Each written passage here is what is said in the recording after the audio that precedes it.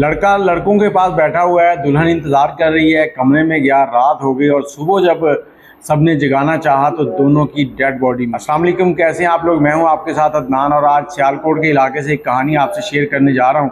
और ये वाक़या चंद महीने पहले पेश आया। अब इस वाक़े में होता क्या है, एक नौजवान जो कि फ्लोर मिल के अंदर काम करता था, अच्छे पैसे कमाने लगा और घर का खर्चा अच्छे से चल रहा था। वालिद भी काम करता था, लड़का भी काम करता था। अब वालिदैन ने इसके लिए लड़की ढूंढी और इसकी मंगनी कर दी। जैसे इसकी मंगनी की तो उसके बाद इसने अपनी मंगेतर को एक मोबाइल गिफ्ट में भेजा और इन दोनों की आपस में बातचीत होने लगी। रोज़ शाम को प्लानिंग होती कि हम शादी के बाद ये करेंगे, ये करेंगे, ये करेंगे।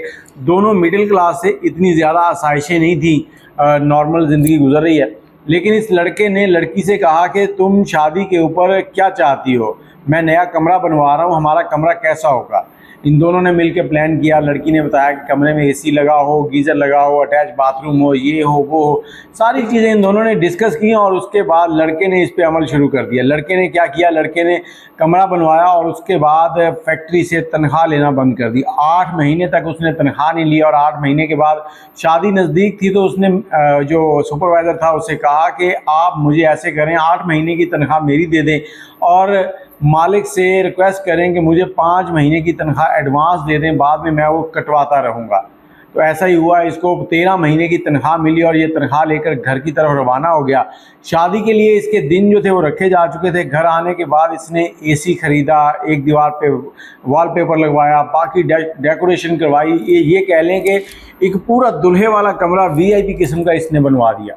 अब इस कमरे के अंदर कोई भी नहीं सोता था। इसने उस कमरे को लॉक कर दिया कि ये मेरा और मेरी बीवी का कमरा है, हम दोनों शादी के बाद यहाँ सोएंगे।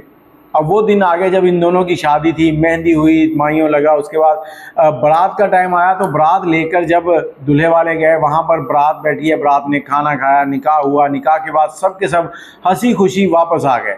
वापस आने के बाद लड़की जो है वो अपनी सेज पर बैठी है, अपने बेड पे बैठी है और दूल्हा जो है उसको दोस्त जो हैं वो शाम को छेड़ रहे हैं, कमरे में नहीं जाने देते। दूल्हा उनके साथ बातें करता है और आखिर में जान छुड़वाता है और अपने कमरे की तरफ रवाना हो जाता है। कमरे में दाखिल हुआ, बीवी के लिए एक अच्छा सा गिफ्ट लिया हुआ था, उससे दुआ सलाम हुई। उसके बाद उसको कुछ बातें समझाई और जो उसको मुंह दिखाई के तौर पे उसने गिफ्ट था वो दे दिया। उसके बाद इन दोनों ने क्या किया, अपने मोबाइल फ़ोन जो है उनके ऊपर एयरप्लेन मोड लगा दिए, जहाज़ लगा दिए और ताकि इनके जो दोस्त हैं इनको तंग ना करें। उधर लड़की की सहेलियाँ उसको तंग कर रही थी, इधर इसके लड़के के जो दोस्त थे वो तंग कर रहे थे। और कुंडी लगाई, लाइटें बंद की और सो गए। सुबह हुई, लड़का 5 टाइम की नमाज का पाबंद था, लेकिन घर वालों ने देखा कि आज उठा नहीं है तो किसी ने उसको जगाया नहीं। हो सकता है कि थका हो या किसी वजह से भी आँख नहीं खुली तो चलो सोने दो, नई नई शादी हुई है, 2 दिन से जाग रहा था, थकावट है। अब 7 बज गए, 8 बज गए। जब 8 बजे तो पूरा घर देखने लगा। लड़की वाले भी आ रहे थे क्योंकि वलीमा था, सब ने तैयार होना था और लड़के के दोस्त भी आ चुके थे। सब ने जाकर दरवाज़ा नॉक करना शुरू किया तो दरवाज़ा जो है वो कोई भी नहीं खोल रहा, अंदर से कोई आवाज़ नहीं आ रही। आखिर में इसके भाई ने क्या किया, दरवाजे को धक्का मारा और दरवाज़ा तोड़ दिया। जैसे ही दरवाज़ा तोड़ा तो अंदर देखता है कि जो लड़का और लड़की है ना वो बेड के ऊपर लेटे हुए हैं। अपनी अज़वाजी ज़िंदगी के हिसाब से कुछ कपड़े हैं, कुछ नहीं है। तो लड़की की जो भाभी थी वो जाती है, जल्दी से इनके ऊपर कपड़ा डालती है और उधर से एम्बुलेंस को बुलाया जाता है, पुलिस को बुलाया जाता है। एम्बुलेंस वाले आते हैं और आकर देखते हैं कि इन दोनों की डेथ हो चुकी है। पुलिस आती है, पुलिस कुछ शवाहिद इकट्ठे करती है। पुलिस चाहती है कि इनका पोस्टमार्टम हो, लेकिन लड़के वाले और लड़की वाले कहते हैं कि जी कोई तिबी वजह बनी है जिस वजह से इनकी डेथ हो गई है, तो हम रिपोर्ट नहीं करवाना चाहते, पोस्टमार्टम नहीं करवाना चाहते। आप वैसे ही जो रिपोर्ट दर्ज करनी है वो कर लें। और वहाँ से लड़के का मोबाइल लिया जाता है और उधर से लड़की का मोबाइल जो है वो भी उठा लिया जाता है। लड़की का मोबाइल जो है वो जग के अंदर गिरा हुआ था, पानी के अंदर वो बंद था।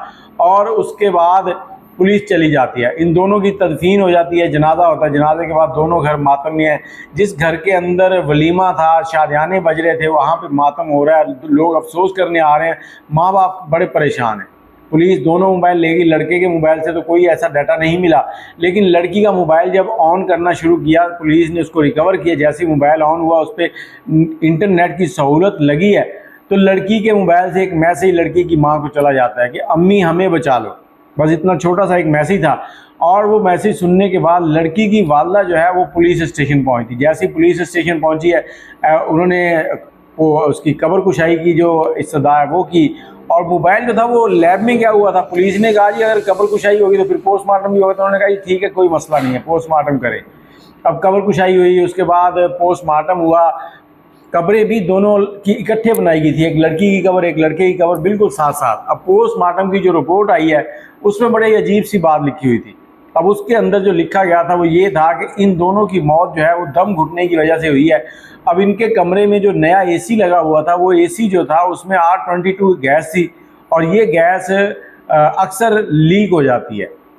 जो एसी इन्होंने लगवाया था उसकी गैस लीक हुई है और उसकी वजह से इन लोगों को सांस लेने में दुश्वारी हुई। और लड़का जो है वो तो जैसे सो रहा था सोता ही रह गया, वो नहीं उठ सका। और लड़की जो है उसकी कहीं आँख खुली है लेकिन वो हरकत नहीं कर सकी। उसने अपना मोबाइल उठाया और उससे मैसेज करना चाहा, लेकिन वो मैसेज एयरप्लेन मोड होने की वजह से नहीं जा सका और उसके हाथ से गिरा, पानी के अंदर चला गया और इस तरह से इन दोनों की मौत हो गई।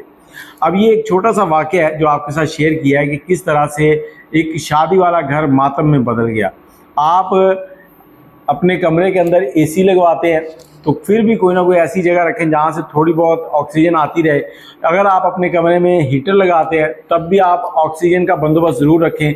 अगर आप अपने घर के अंदर गीज़र लगाते हैं, अमूमन गीज़र जो हैं इलेक्ट्रिक गैस वाले और इलेक्ट्रिक इंस्टेंट गीज़र आ चुके हैं, तो इलेक्ट्रिक लगवाएं तो उसके साथ आपने सेफ्टी लगवानी है ताकि अर्थ या शॉर्ट होने की सूरत में बंद हो जाए। और अगर गैस वाला गीज़र लगवा रहे हैं तो वो दोनों गीज़र जो हैं उनको हवादार जगह पे लगवाना है। ये ना हो कि बंद कमरे के अंदर अटैच बाथरूम है और उसमें आप ये दोनों चीज़ें इंस्टॉल करवा लें और गैस किसी वजह से लीक हो जाए और आप इस दुनिया से रुखसत हो जाएँ। ये एक छोटी सी कहानी थी जो आपसे शेयर की है। बाकी अपनी राय कमेंट में ज़रूर दीजिएगा। मुझे इजाज़त दें। अल्लाह हाफिज़।